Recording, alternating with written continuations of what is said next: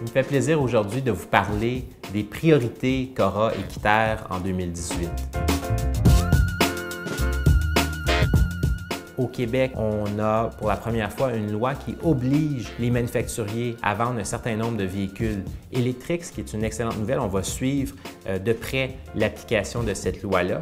Et on va aussi travailler fort pour que cette loi-là soit dupliquée dans d'autres provinces et idéalement soit aussi adoptée à l'échelle canadienne pour s'assurer que le plus possible les véhicules vendus soient des véhicules zéro émission, donc des véhicules électriques. On va aussi suivre à l'échelle québécoise l'adoption de la politique sur la mobilité durable, donc une politique qui est censée faire la promotion de la marche, du vélo et du transport en commun, des transports collectifs. On va pousser fort pour s'assurer que cette politique soit la plus ambitieuse possible.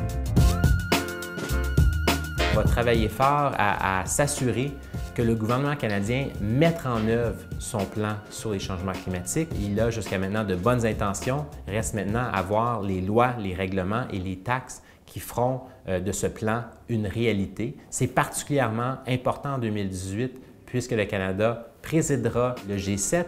La rencontre du G7 aura d'ailleurs lieu au Québec et donc ça sera un levier important pour nous pour pousser le gouvernement canadien sur la question des changements climatiques.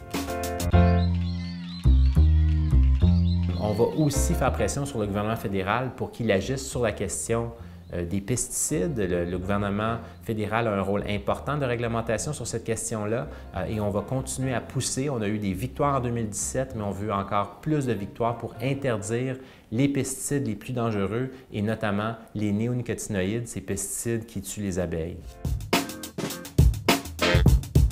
En 2018, ça sera aussi une année très importante au Québec puisqu'il y aura des élections. Équiterre sera sur le terrain pour encourager et faire la promotion d'engagements ambitieux sur la question de l'environnement. Ce qu'on souhaite, c'est que tous les partis politiques, pendant les élections provinciales, aient des engagements ambitieux sur des questions comme le climat, le transport, l'agriculture et l'alimentation. Sur ce, je vous souhaite une excellente année 2018. Je vous souhaite aussi de profiter de notre hiver, de la neige et de partager vos photos de vos activités hivernales sur Instagram avec le mot-clic Notre Hiver.